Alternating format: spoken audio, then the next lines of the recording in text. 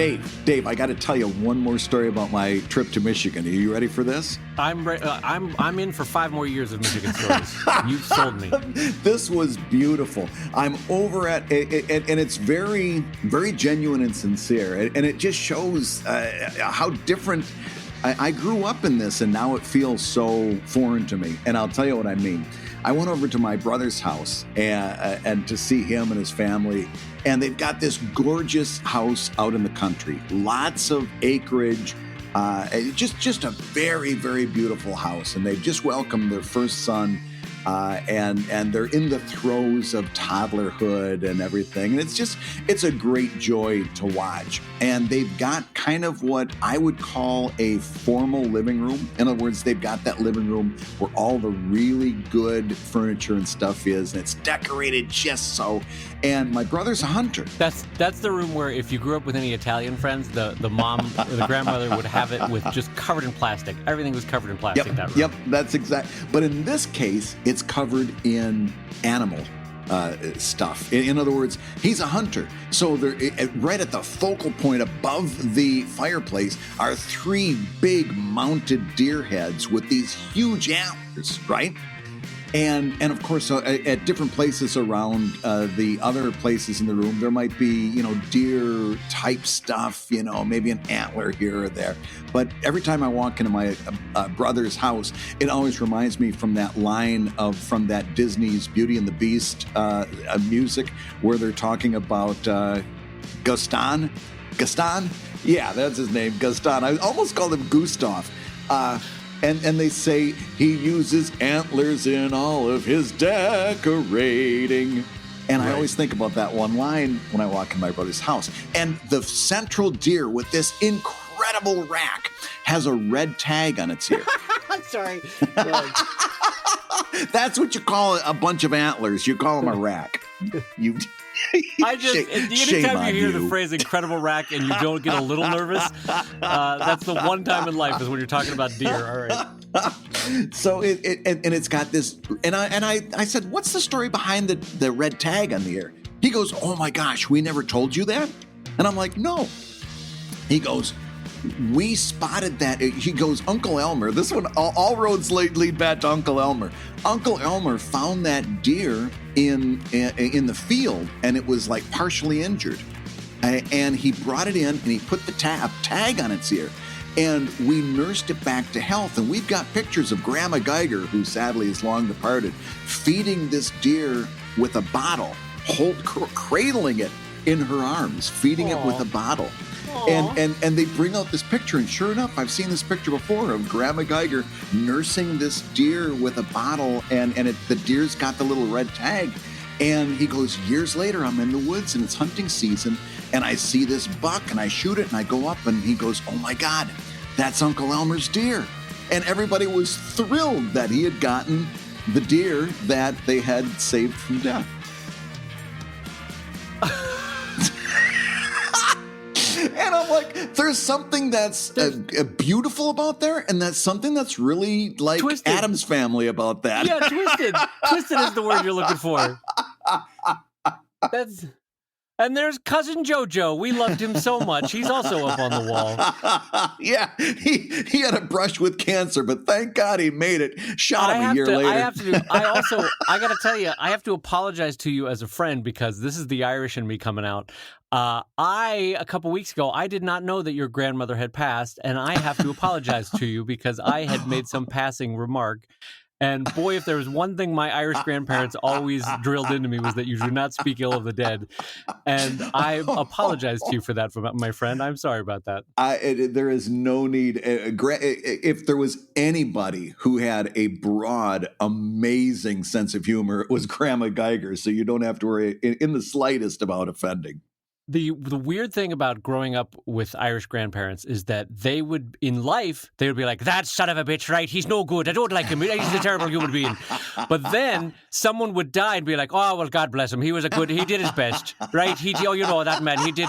May the Lord take him into his hands. I hope he has a good life in the afterlife there because he tried his best." In life, though, they're like, "I'd kill him with a spoon. I would. That man's a terrible human being. I don't love him at all."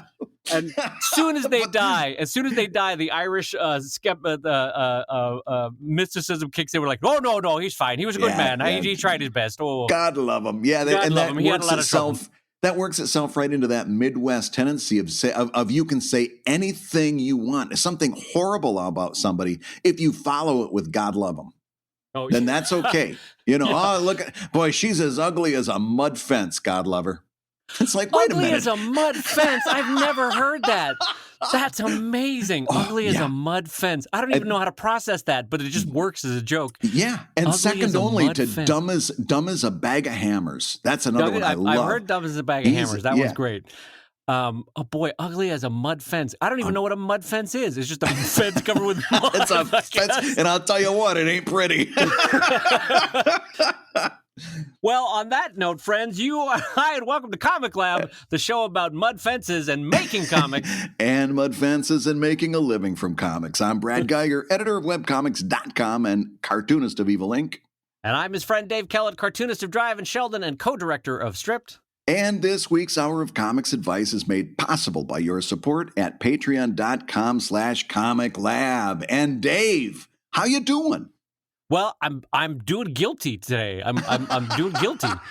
Your Irish is really coming out. Yeah, exactly. Well, why? Why are you feeling guilty, Dave? No reason at all. I'm just of Irish descent, so I feel guilty all the time. No, the reason I feel guilty, Brad, is I was up till 2 a.m. cartooning last night for scheduling reasons, and so I was cartooning late, and I was like, what do I want to do while I'm cartooning? Oh, you know what? I'll listen to some Comic Labs just to hear how we're doing. Yeah. And I did listen to 2 episodes while I was drawing, and I owe you an apology because I realized that I cut you off all the time. Now listen, I've been listening to the show too, more than I have over the summer because I'm back to driving to the studio, and I have not noticed this. I feel like what was happening. Can you mansplain a man? Is that possible? I feel like that's what I was doing. You're mansplaining me? Yeah, it's just like whatever you were saying. I'm like, hold on, Brad, hold on. Let me talk. I'm more important. Whatever you're saying was fine, but I'm more important. I'm going to talk over you. Well, no, in fact, I've noticed just the opposite. I was listening to myself talk about the difference between talent and skill. And I was going on for so long, I was actually saying, oh my God, Dave, why don't you jump in and stop this guy? He's monologuing here. Oh, well, I had fallen asleep is what had happened there. That's right as I get off of saying I'm guilty and I feel bad, then I make a shot at it. Boy, what a friend. What a pal. But I thought you were going to go on for a little bit, so I took a little sip and I just about came out my nose. Oh, well, anyway, the short version of this is I'm sorry. So this episode, everybody, you're going to hear a Dave Kellett that is respectful and waits till Brad finishes talking and speaks in short clipped sentences. Boy, get ready for a horrible show. So, Brad, what topic would you like to talk about first this week? Well, listen, there's a lot of things we can talk about, but let's talk about one of my favorite topics that just came up between you and me this past month, and that is the Patreon first day of the month dip. Yes, the dip. All right, let's talk about this because I, as some people might remember from a few shows back, I tend not to pay too much attention to whatever crises is happening with Patreon currently in terms of like, oh, we just messed up some software thing, or oh, we got hacked again, or whatever that is. My assumption is always that they will figure it out. But anyway, I don't, for that very same reason, I don't tend to check in around the first of the month to see how the payment processing is going. And Brad and I were texting this Saturday or Sunday, whatever. I was on the couch with a coffee, and I said, "Oh, good God, what's going on with our Patreon levels on Comic Lab?" And Brad, take me through it. What did I get wrong in that moment of crisis where I was like, "Oh God, where did everybody go? What's happening? What's going on?" Well, the only thing you really did wrong is that you were looking at it during the first of the month. And if you go, this is a great resource, Graphtreon, GRAPHTREON.com. If you go to graphtreon.com and look at anybody's Patreon over the course of several months, and you'll see a big dip on the first of the month. And this is perfectly natural and it's absolutely okay. In fact, what you don't want to see for most of us is a big dip at the end of the month, because that means that maybe people are bailing before their cards get charged. But a first of the month dip is perfectly natural in a Patreon. What that means is some of your patrons have been patrons for in their own minds long enough, and they're either going to cancel their pledge outright, or they're going to pause it for a little bit and maybe come back. That's a little tangent here. That's a big mistake people make with Patreon, is that they assume once they have somebody pledging to their Patreon campaign, they assume that that's an ongoing thing. And in my mind particularly, that's the wrong way to look at it. Those people are there for a month at best. And if you want to keep those people on for another month, you'd better be posting some stuff every month that keeps them coming back for more. That's your responsibility. But even if you're doing the absolute utmost of trying to keep your patrons, some of those patrons are going to leave, and the time that they're going to leave is going to be the first, second, and third day of the month, because they see that payment has hit their card. It reminds them that you're there on Patreon, right. And that reminder serves nothing but to tell them, oh yeah, I need to cancel that. That's okay. Let those people go. If you're doing your work as a crowdfunding artist, they'll come back. You'll give them a reason to come back at some point. But don't worry when they leave, right? Well, yes, of course. But there was also a very weird specific flux period that's different than that. And this is what I was getting at, was that I had never watched during the moments where they're trying to process credit cards, mm-hmm. and the actual patron count fluctuates in those hours. Oh, yeah. So you drop down, like, let's say you're at 500, and then all of a sudden you drop down to 480, and you're like, oh no.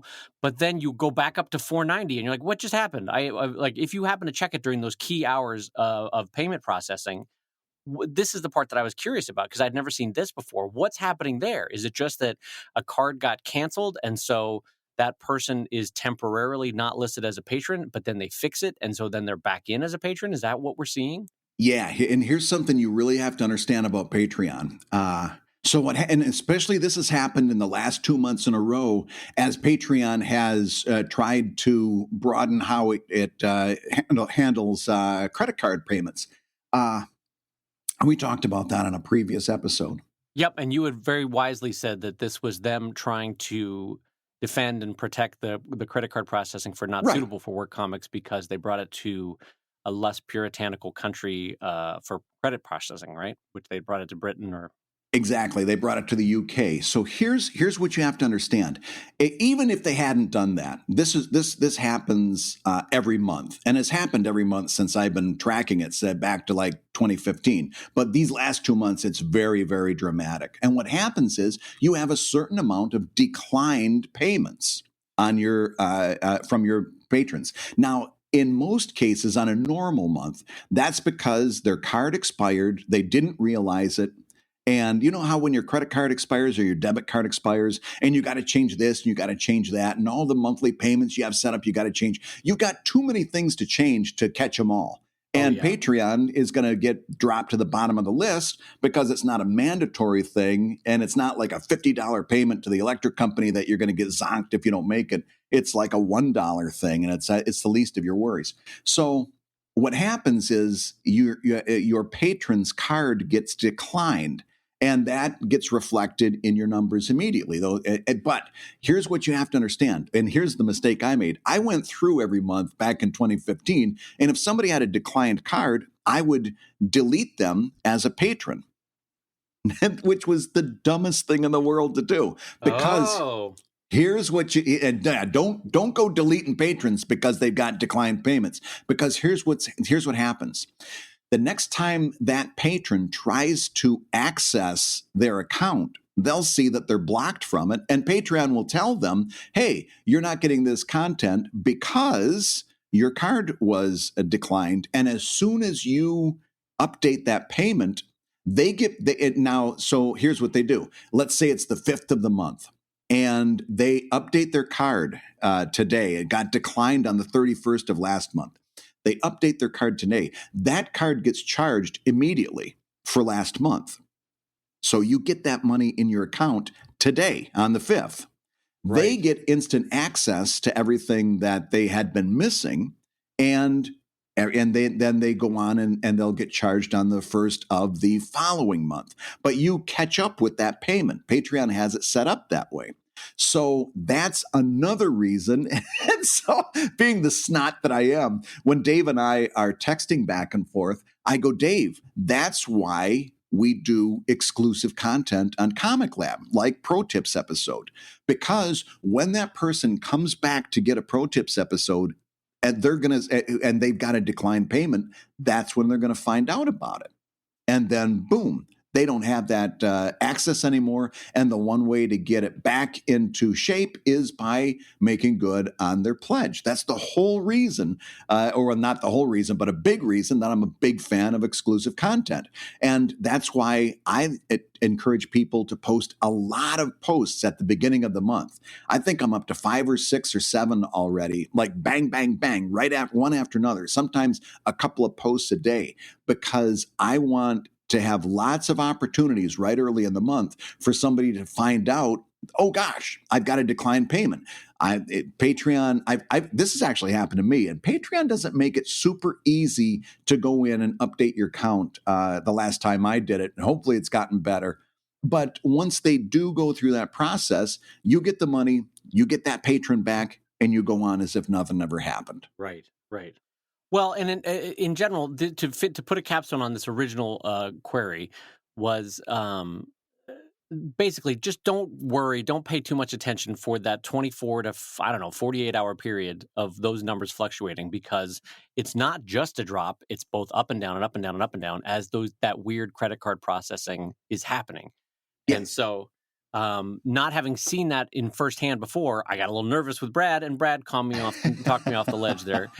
Well, and here's what we did. We had 2017 on August 31st. That's how many patrons we had. On the 1st, we had 2009. I shouldn't say 2017, 217. We went down to 209. Today, I'm looking right now, we're back up to 215.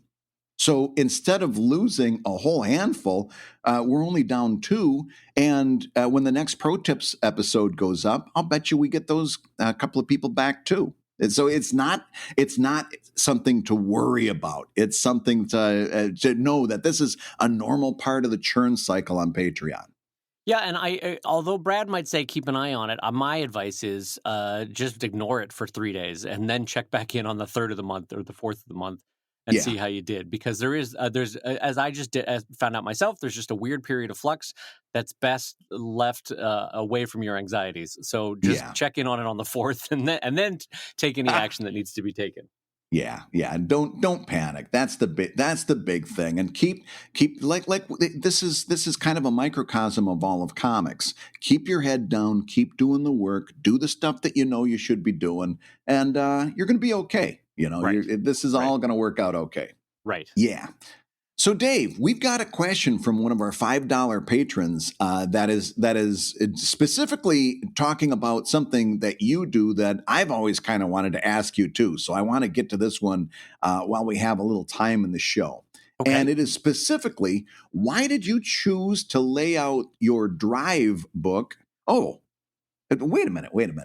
DriveKickstarter.com. How are we doing on that Kickstarter? We've as of this recording, so this is weird because people will hear this a week or two later. We're at 63,000 right now, so it's coming up on 3 times goal. It's doing good. It's hit that middle. It's starting to hit that middle period where everything slows down a little bit, and you're biting your nails for no good reason.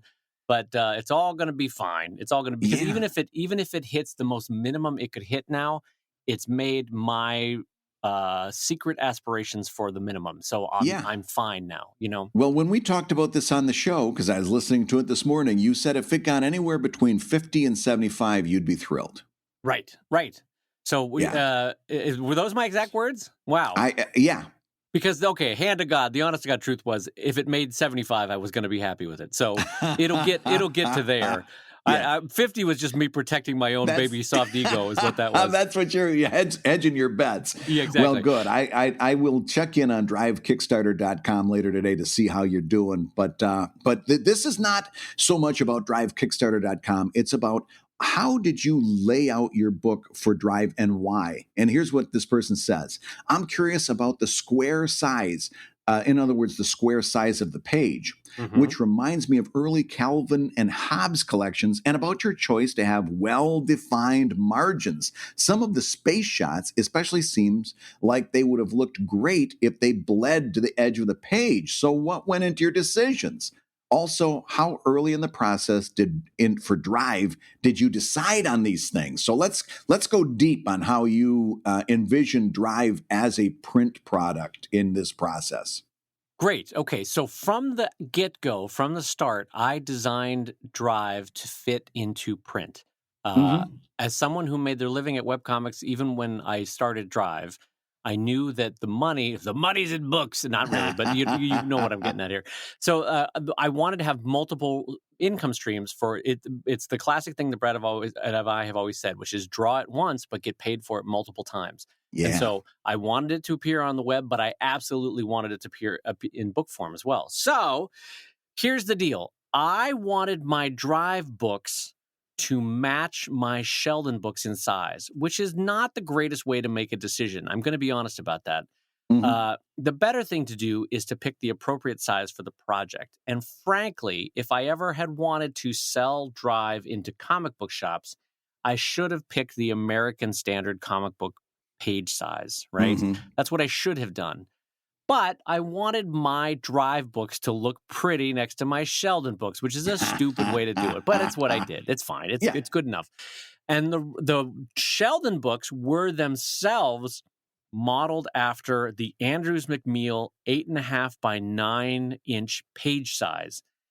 So it's with absolute good reason that the Drive book reminded this listener of a Calvin and Hobbes book, because I genuinely styled my Sheldon books after those Andrews McMeel published books that were all 8.5 by 9 inches. So that includes like Sherman's Lagoon, Pearls Before Swine, Foxtrot, Calvin and Hobbes, any Andrews McMeel published book from the 90s forward.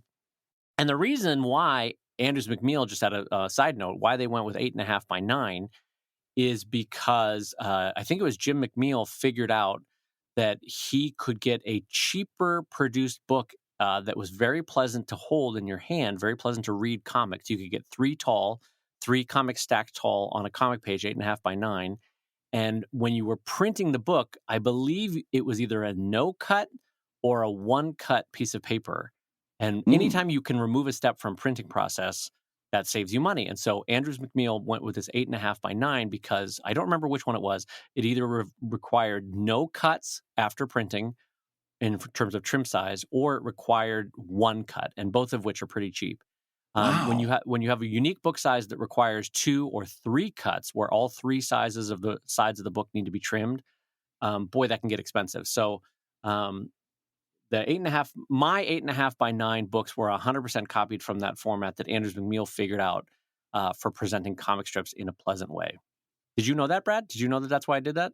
I had no idea. No, and this is fascinating to me because it also works into something that I had stored up for ProTips, but we'll get into right here, and that is you should always get multiple quotes for every book that you do. In other words, for every book, you should be reaching out to a lot of different printers because their press conditions may change at any one time. And some printers are going to use one size of paper and require one type of cut, and another printer might be using a completely different size. And you never know who's going to come in at the least expensive, right? Right. And also, to build on that, I have had printers with whom I have a relationship now that will say, Dave, you could go with this stock paper that you've used for the last 5 books, but it just so happens that this season we have a cheaper price on a better quality paper that you wouldn't normally use because something about foresting this year, we've got, a ton of trees or whatever, something happened this year. And so we've got a way cheaper price for you. And I'll go, oh, great, thank you. So it's worth checking on both the quality of the stock, especially with the first book, the quality of stock that you want to use, and also the size paper. So you can say to a printer, if I go with a differently sized paper, do I get a price cut? Is there a way to make this work better? And sometimes you'll be pleasantly surprised to learn that if you take a 1 inch smaller or a half inch less wide paper, that you were going to save $1,000 or something. And you're like, oh, that's a worthwhile thing to do. All right, great. I'll do that. Yep. There's one of my Evil Ink annual reports that sits about 1/4 of an inch lower. It's just the page depth is just 1/4 of an inch less than the rest of them.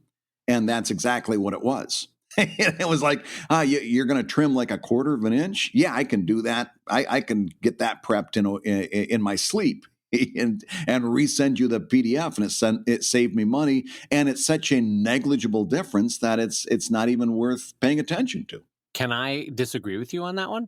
Really? So, well, for just purely for OCD reasons, I would have ended up paying, having already established a size for my books, I would have paid extra to get that same size made. It would have driven me nuts if there was one Sheldon that was a slightly different size. It didn't bother me. I'm just saying this is a personality thing that I would have looked at it every time and went, ugh, dang it. And that's the one sore thumb. But to Brad's point, he made a great financial and economic decision. It didn't make any impact on him, and he saved some money. So that's right. Sometimes those savings can mean the difference between making the mortgage that month too. So it's worthwhile to take that into consideration. But anyway, that's why I laid out Drive at 8.5 by 9. And I have actually come to find that it's a very pleasant page size to tell a 3-row multiple panel comic story. Yeah. So now, why no bleeds? I jump since I worked in newspapers for so long, where you couldn't have a bleed. When I get into an atmosphere in which I can do a bleed, man, I take every opportunity to bleed that page every chance I get. How come there's no bleeds in the Drive books? Well, much like Jesse Ventura once said, I ain't got time to bleed, Brad. I ain't got time to. That's beautiful. What I always thought that was the most like, I ain't got time to bleed. Just the most like, I got to put truck nuts on my truck. Just that kind of phrase, which is, I ain't got time to bleed. So why don't I use bleeds? Okay, this is the honest to God answer. I didn't know how to do bleeds right. So I never did them. Come on, are you serious? That's the short version of bleeds. I never could set those files up right to do the bleed right. I, honest to God, never could. And so I was like, F it. I'm never going to do bleeds.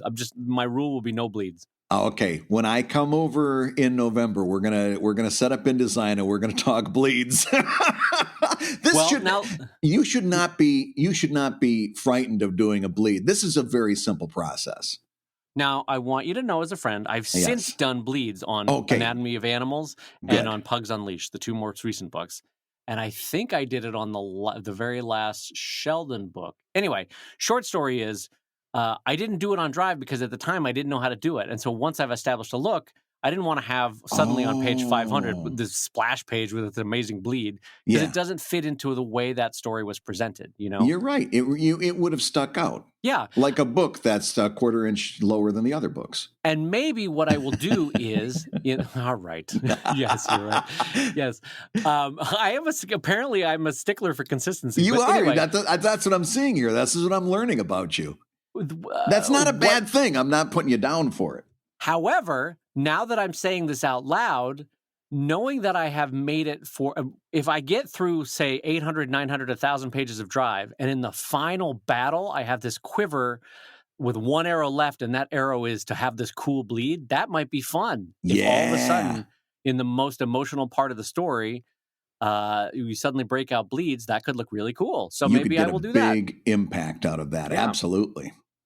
So anyway, the very human answer to why I didn't do bleeds is I could never set them up right back in the day. And so I had never had them as a style in Drive.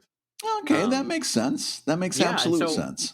I think, did I answer every part of that listener's question? I think, oh, you just deleted it from I Wunderlist did as I was reading it. Thanks, champ. because you because you did everything. You said it all. Well, this is the joy of sharing a document over the cloud. Here I am talking, and I look over, and I'm trying to reread the question, and Brad is deleting it as I'm reading it. Well, there you go. I didn't know it was that quick. That thing must sync, because I literally just clicked it. It must sync immediately. Well, that's all right. That gives us a chance to go right into the question that I had for you from one of our readers this week, Brad. Do you mind if I pull up a chair, stare you in the eyes, and ask you while holding your hands about reboots? Can I take a moment to ask you about reboots? Absolutely, you can. Dave and Brad, on Comic Lab, you have mentioned knowing when to quit a comic and concerns about artists who never leave their high school story. You also warn to avoid analysis paralysis. What a great phrase that is. Analysis paralysis in going back and redoing your drawings, with the caveat of preparing a book for print. So what are your thoughts about artists pulling a play out of the DC Comics playbook and doing a reboot? If so, when to do it? What works and what doesn't? Well, Brad, since you have the champion of reboots, the reigning champ, because you did it so well, I would like you to tackle this one first, and I'm going to sit quietly and smile at you as a friend that doesn't interrupt you. So nice of you. Well, listen, here's the deal. In comics circles, the whole word reboot has gotten a bad reputation because the big two, particularly Marvel and DC, have done so many reboots and rebooted so often that they've kind of made it something that we dread. I myself finally stopped buying comics on a weekly basis because they had rebooted my characters so often. I didn't know who was who and why they were. I didn't know anybody's motivation. I had lost touch with the characters. And that is a danger of doing too many reboots, but I don't think it should stop you from doing a reboot or considering a reboot. And what gave me kind of the courage to do this was that I remembered how Scott Kurtz had done a soft reboot of PvP. And it kind of gave me a guideline of some ways I thought maybe to do it right. So here's the backstory. Here's what happened. Going all the way back to Greystone Inn, this happened at the Toronto Comic Convention as I sat there with Greystone Inn, watching people walk by having complete disinterest in what I was trying to put out. And I decided that I was going to end Greystone Inn on the plane ride back and take one of the Greystone storylines, which involved a corporation of supervillains, and I was just going to run with that for a while. And it started out as a daily comic strip, and the whole idea was just to do comic strip style jokes. Well, as that storyline progressed and proceeded, and frankly, as I got to be a better writer through the process of being a bad writer and learning from that experience and doing that over and over again, I realized that I had created a situation in which I had blocked myself off from a lot of storytelling. For example, the two main characters, Captain Heroic, who's obviously a superhero, and Miss Match, who's a super villain, they started out as a married couple with one kid. And I had precluded myself from all of the stories about them meeting and their courtship and their building a relationship, falling in love, having all the problems that come with that, and until finally culminating in a marriage. Anybody, like if this was a TV show, they would have demanded that progression. It was I had precluded myself from all of that. I had made Evil Inc. this big monolithic corporation with hundreds of employees, which was too hard to manage the setting. It was too hard to manage all of the different people. It was too big. And a lot of my characters, frankly, were duplicitous. That's a good word for you.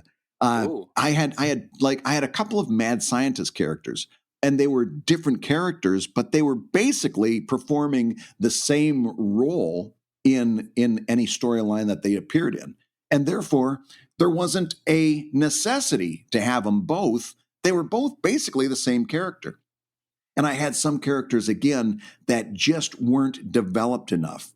they weren't funny. They weren't good for comedy.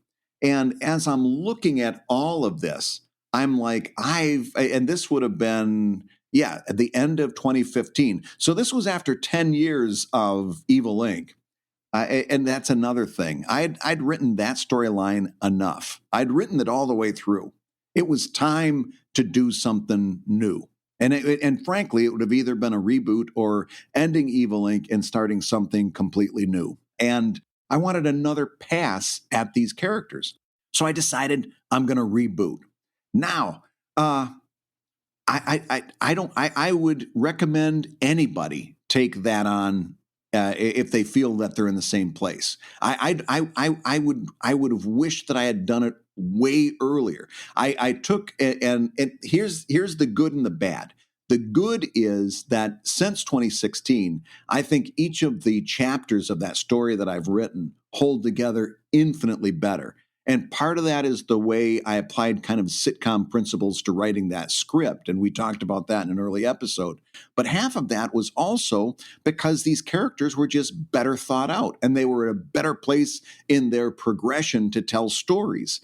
And it led to much better storytelling. The bad is that I continually hear from people that are asking, when's this character going to come back? When's that character going to come back? And I've got to tell them some of these characters are never going to come back because they were bad characters. You might have liked them, but they were bad characters. They didn't do the thing they were supposed to do, you know? And would it be bad for him to be like, they're dead. That character is dead.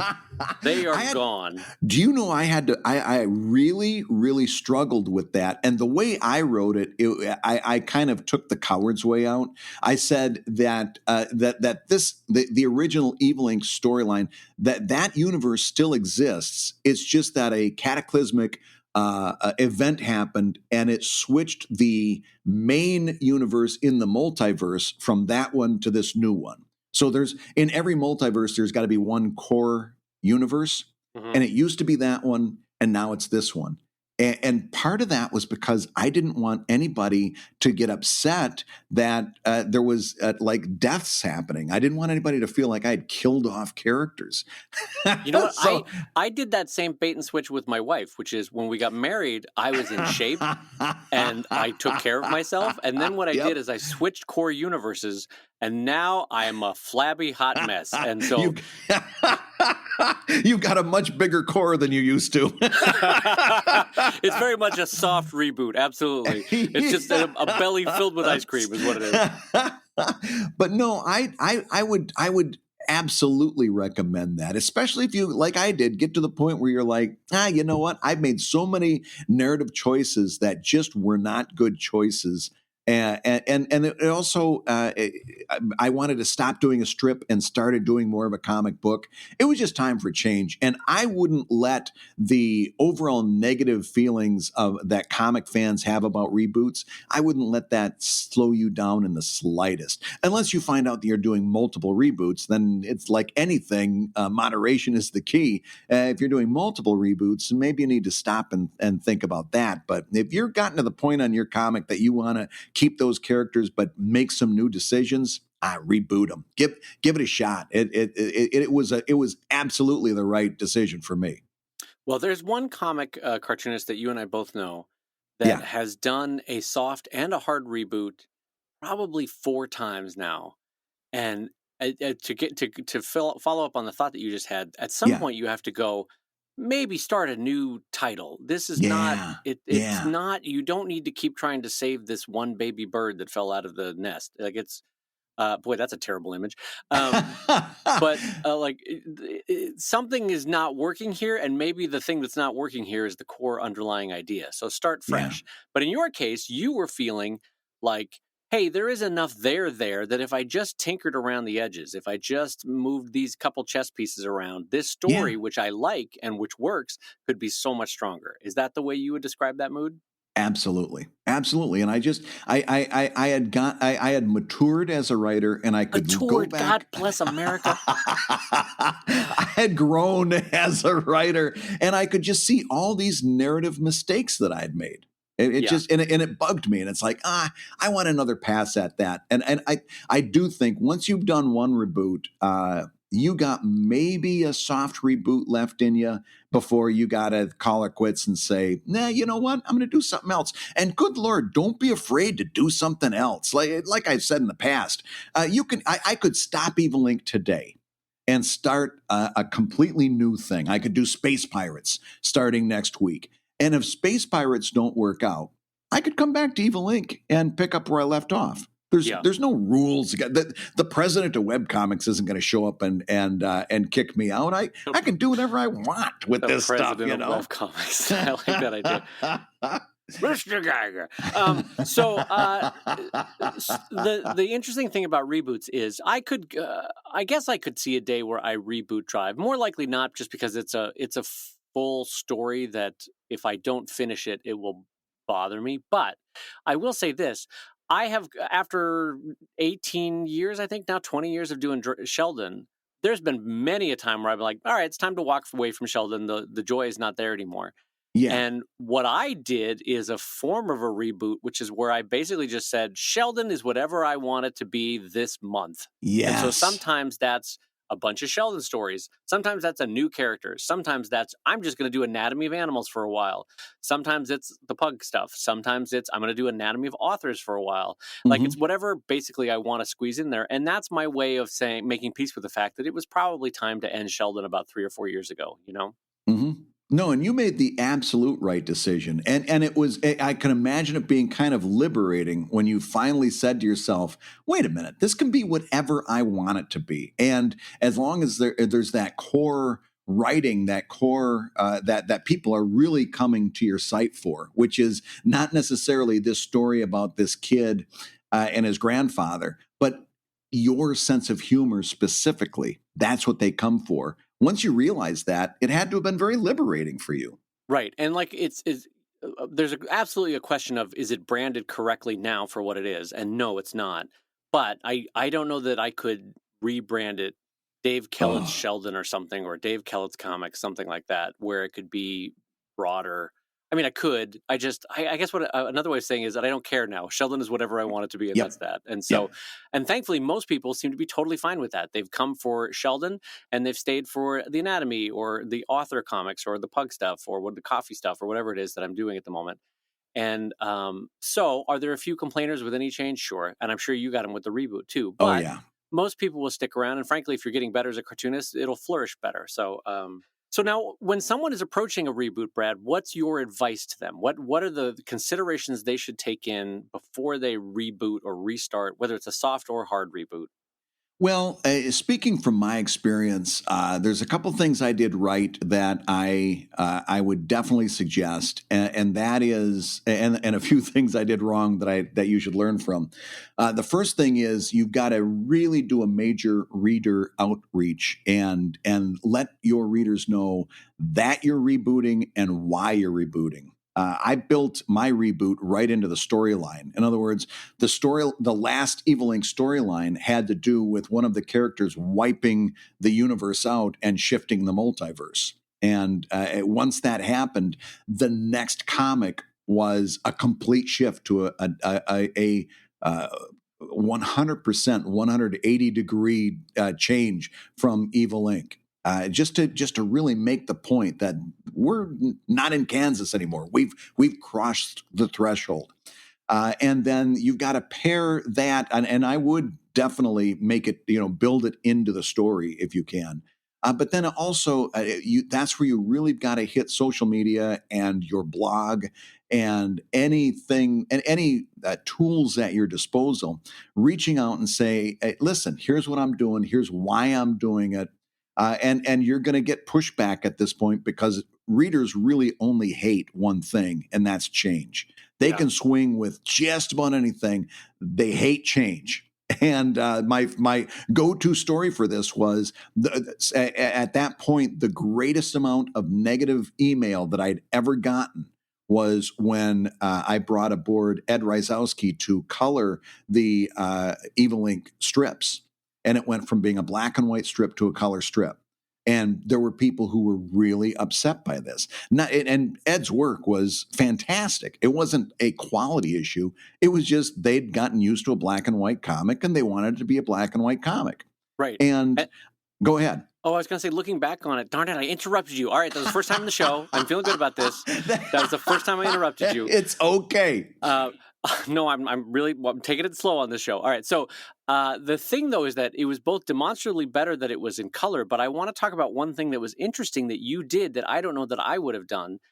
You made a parallel link possible so that someone could read it just in black and white. Yeah. Whereas I would have said, shine it, you're getting it in color. That's what I'm doing now. Yeah. It's color. I'm Brad Geiger. You can go eat it. That kind of thing. I didn't have that kind of courage. I was terrified that I was actually going to lose readers over this. And so I reached out to the guy that was doing the hosting and the technical stuff behind my website. And he said, oh, yeah, I can actually build it in so they can choose a preference. It'll set a cookie so that once they've chosen their preference, it'll either be black and white every time they come to the site, and they can obviously switch it back, or it'll be color every time they come to the site. And I kept that up for about a month. And I went back and looked, and nobody had used the black and white. They were all swinging with the color. Nobody had said, no, I want black and white instead of color, which proved that really it wasn't about the color at all. It was about having a resistance to change. Yeah. And to that perfect example, I think one of the things with any decision that you make with your comic, you basically have to steel yourself to ride out complaints for about 2 weeks. Yep. And they're going to be there. They're absolutely going to happen. But if you just ride them out and politely ignore them or politely answer them, basically everyone's fears kind of calm down and everyone's concerns kind of calm down. It's frankly a description of the internet, which is all these crises that flare up. If you go out 2 weeks from that point, do you really still care about the thing that happened 2 weeks ago? No, it's probably fine. Life is okay. Everything went on fine. But boy, in this moment, you're going to complain about Evil Ink going from color to color from black and white because. But then if you just relax and enjoy it for 2 weeks, you're like, oh, actually, this coloring is really good. I like this better. And so it's kind of a microcosm for every major decision you'll make online, which is just ride out the complaints and follow your heart, because ultimately, if you're enjoying it and it's what you want to be putting out, that means the comic is better.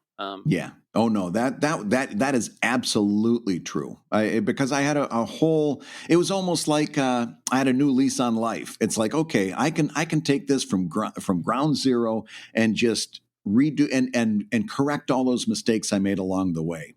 And also flesh out some of these characters and replacing some completely because they were just boring characters. And it's like, yeah, that feels good to do that.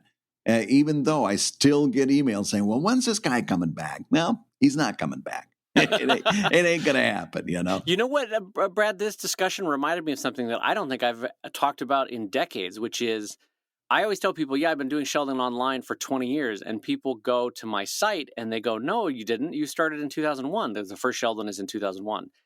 I rebooted Sheldon. Did you know this? I don't even know if I knew you at this point.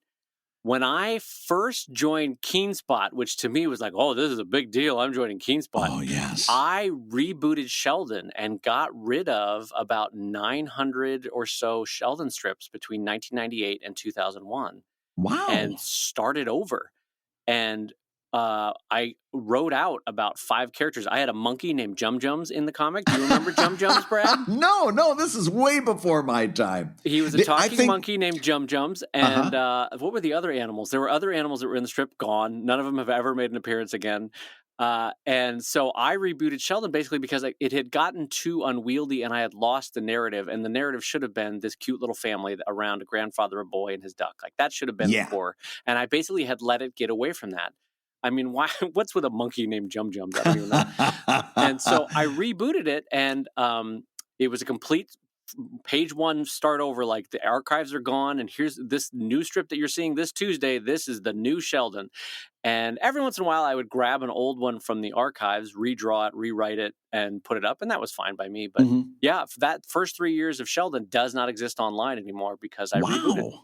Wow. That's that. Now, you got accepted by KeenSpot way before I did, didn't you? When did you join KeenSpot? It must have been around 2001 because that's when I rebooted Sheldon.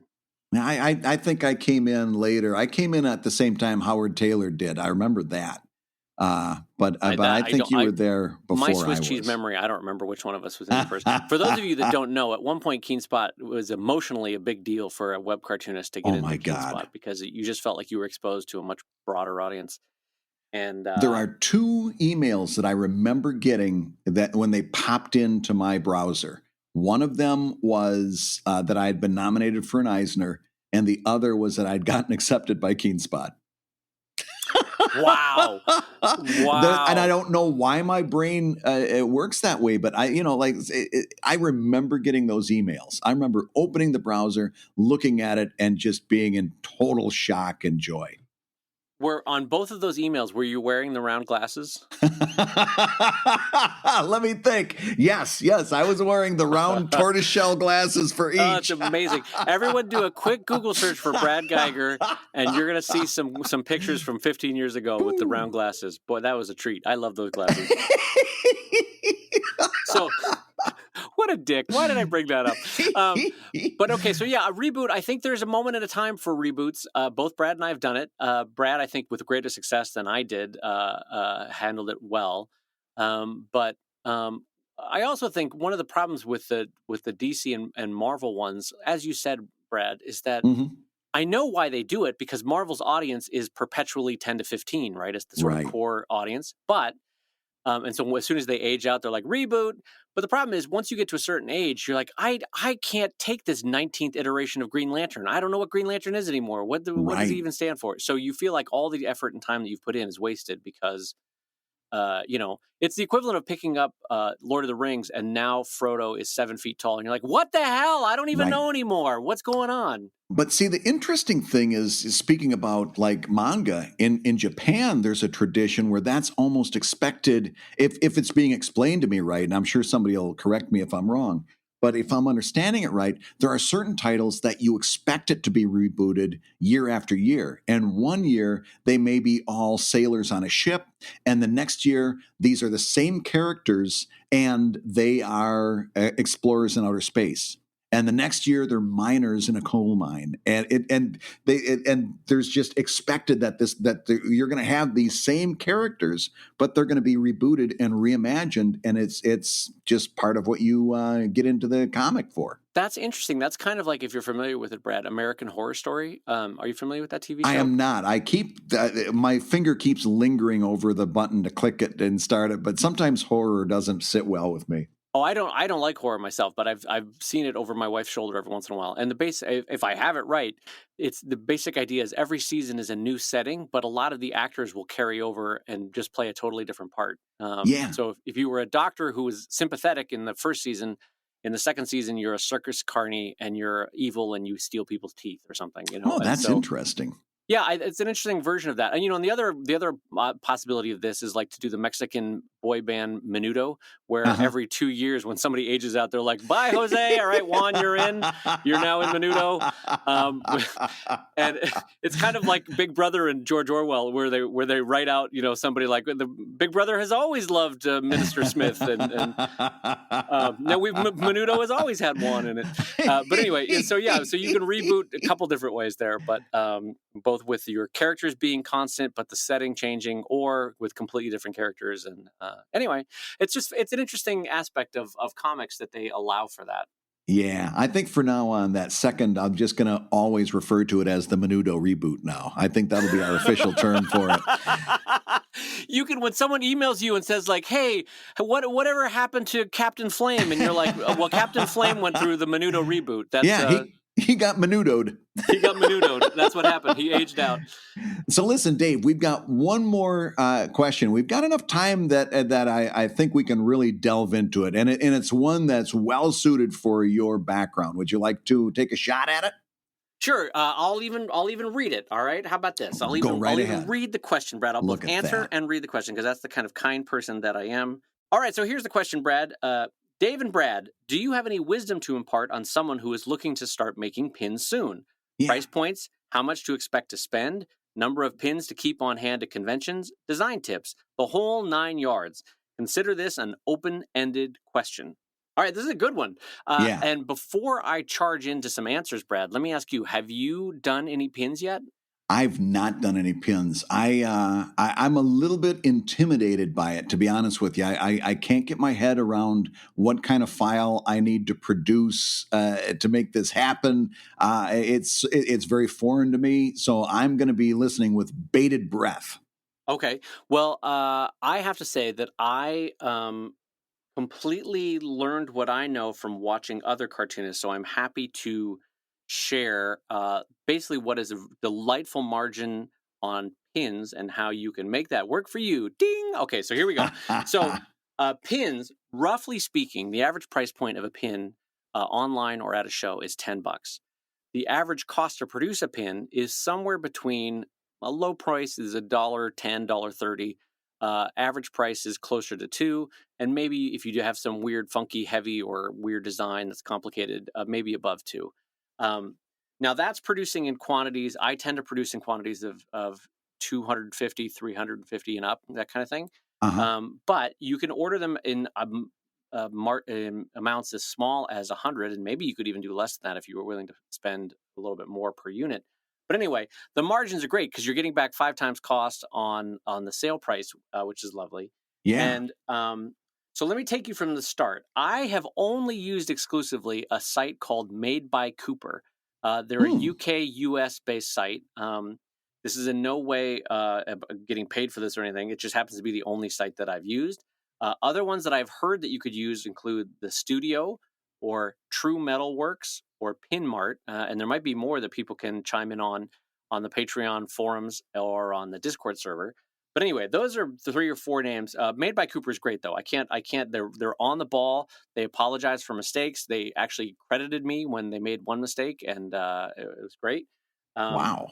And then what I do, there's 2 different kinds. Broadly speaking, there's 2 different kinds of pins you could do. There's soft enamel with a clear epoxy on it, or without the clear epoxy on it, and then there's a hard enamel. And the difference between those two is hard enamel will last much, much longer. There's something different chemically about the hard enamel, but it has less color options, and the color is less vibrant. For whatever chemically is going on in that enamel, you get less color options and less vibrant colors. So soft enamel is by far the more popular choice, and most people prefer it with the clear epoxy on it. Because then you don't get that cratered look between the metal binding agent and the color fill. It tends to be smooth and almost like the edge of a glass bead when you put a little enamel on it, right? Yeah. So anyway, as I said, the minimum order, at least as far as I know, is about 100, and then anytime you move up, the prices drop pretty significantly on unit cost.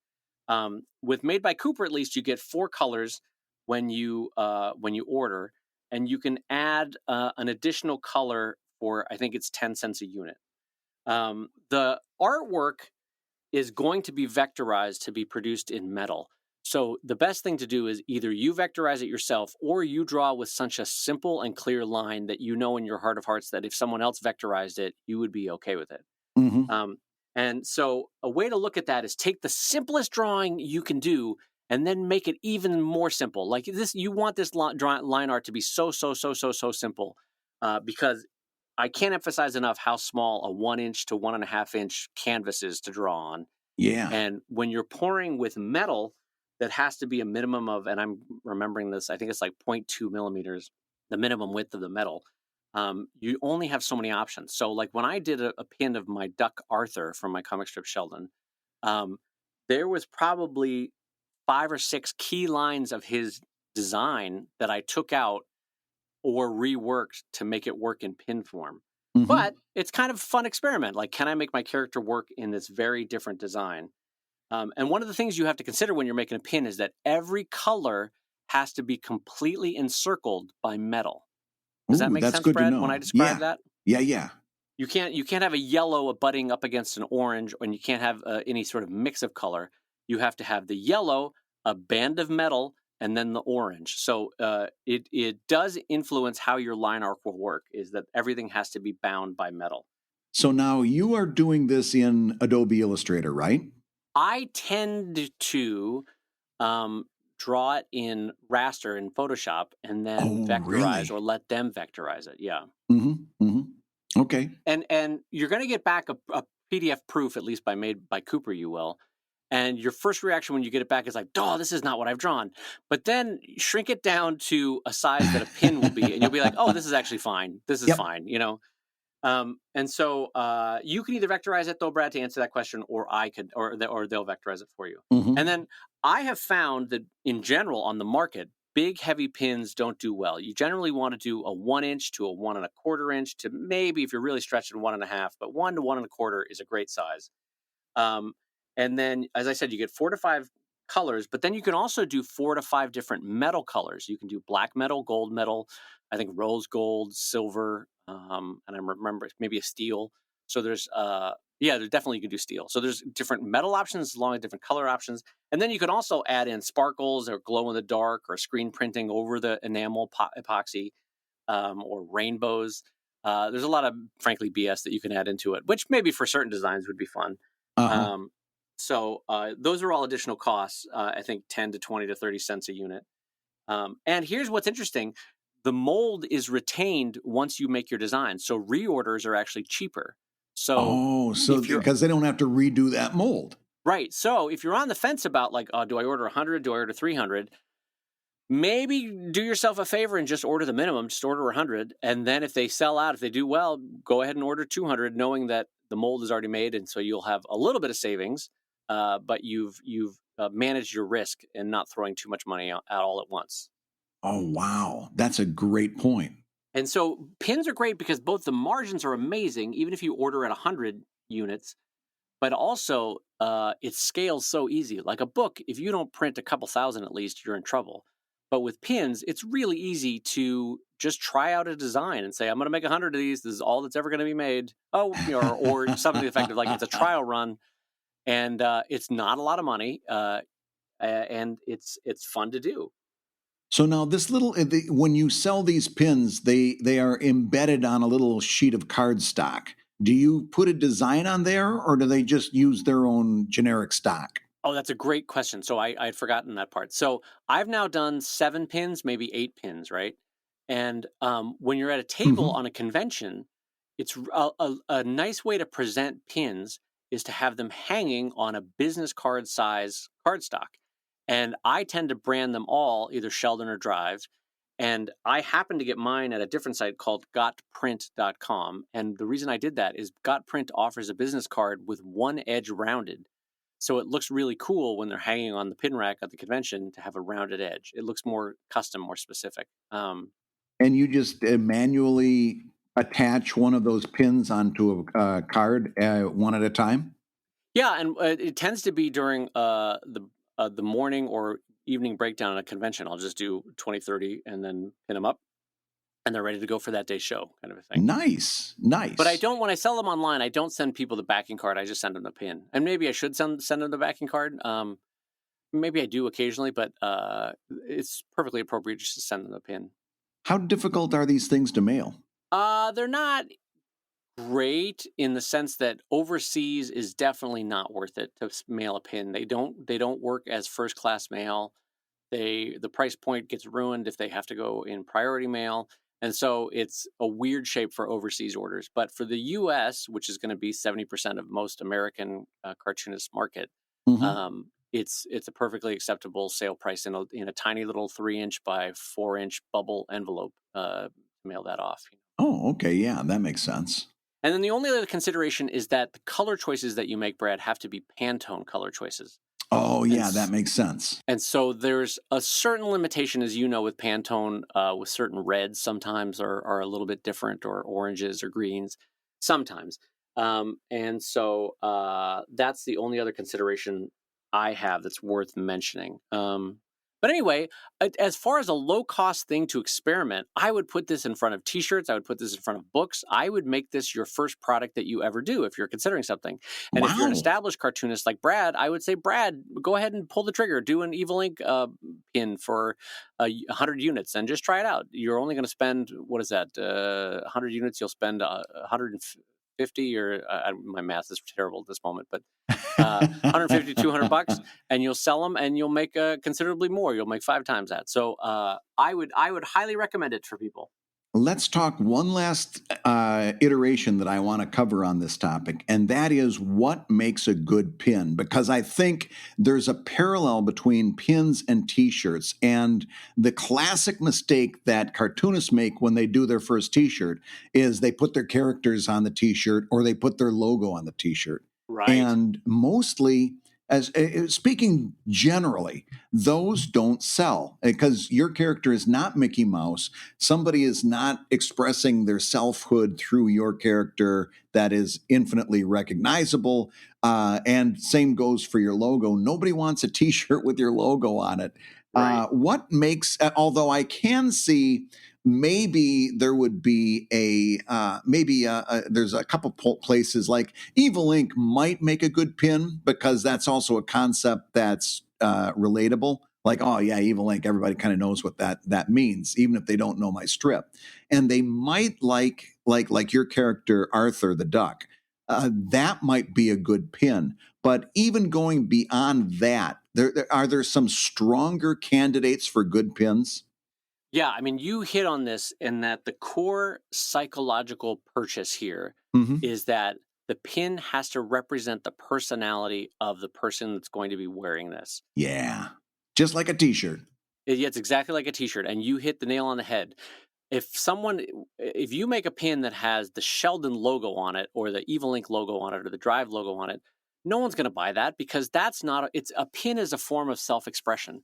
So Right. If Brad does an Evil Ink logo, won't sell. But if Brad does a pin that says something like, I don't know, I'm super and I know it, right? Yeah. Something based on his superheroes, but that expresses some personality spark in usually some kind of first-person view, that's going to get bought because really the person buying that, yes, they're enjoying Evil Ink, but they're buying that pin in that moment to express themselves on their clothes or on their bag or on whatever. Right. And so if you use that as your North Star, whenever you're designing a pin, any wearable product, you're designing it for the person, what personality will be wearing this, not someone wanting to express their love for your comic. That's not what's happening there in that moment. Yep. They're expressing themselves, not their love for you. Right. And it just so happens that you've wisely used your product to help them express themselves and you got $10 for it, you know? Yeah. Yeah. That's the whole name of the game with T-shirts. And I figured that it would transfer right over to pins. And so does that mean that I can, as many of you can, does that mean I can make a pin of one of my characters, like my duck sitting cutely on his butt? Absolutely, because some people just like a little cute, whatever kind of a chibi character on their clothes. Does that mean I could do my grandfather character without his shirt on and his belly hanging out? Probably not, because who wants to have that expressing themselves, you know? Right. No, that's an important distinction, though. I mean, you can do your character if your character it kind of checks off certain lists for people. Yes. But your character, just that character, is not going to be enough. It's got to be something that transcends a little bit. So they're not buying Arthur the Duck. They're buying the duck. Right. But if I made the pin of my heavyset grandfather without a shirt on and it said something like Haagen-Dazs forever or something like that, right. then someone might buy that because it'd be like, yeah, all right, I'm a little chunky myself. This pin expresses a bit about me, you know, that kind of thing.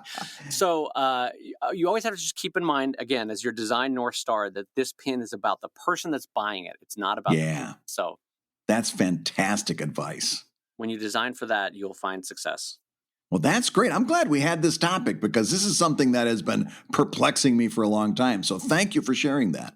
Well, when you're out in November, boy, we're loading this trip up with a lot. But when you're out in November, I can talk you through how to do a pin and show you how to do it. I'd love to see that. And then you too can share the knowledge and pass it on. You know, at some point, we got to ask our backers if they'd ever want a Comic Lab pin. We could do that. I don't know. What would it? It's just a pin of me interrupting you. I don't know what that. Yeah, just 2 overlapping word balloons. That'll be great. Oh my God, that's amazing. The Comic Lab pin is just Uncle Elmer saying, "All right, well, let's tag a few more." Yeah, exactly. Well, on that note. And you can listen in the background there, you can hear that guitar playing, and that tells us that it's time for us to say once again that you've been listening to Comic Lab, the show about making comics and making a living from comics. Your hosts have been my buddy Brad Geiger, the editor of webcomics.com and the cartoonist of Evil Inc.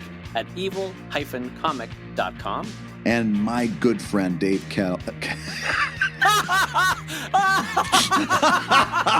Oh my God, that's amazing. And my good friend Dan Stevens. And my good friend Dick Richards. What's your name again? I stuttered on Kellett. That's amazing. And my good friend, longtime good friend Dave Kellett, co-director of Stripped and cartoonist of Sheldon at sheldoncomics.com and Drive at drivecomic.com. Do check out that Kickstarter in progress at drivekickstarter.com. And the Comic Lab theme song is used with permission from Andy Creighton at theworldrecord.net. And this episode, as all our episodes, was edited by Matt Woodard of Woodsong Productions at www.woodsong.media. Boy, Matt's earning his money today. Comic Lab is made possible by your support on patreon.com/Comic Lab. So we'll go ahead and say that twice. Patreon.com/Comic Lab.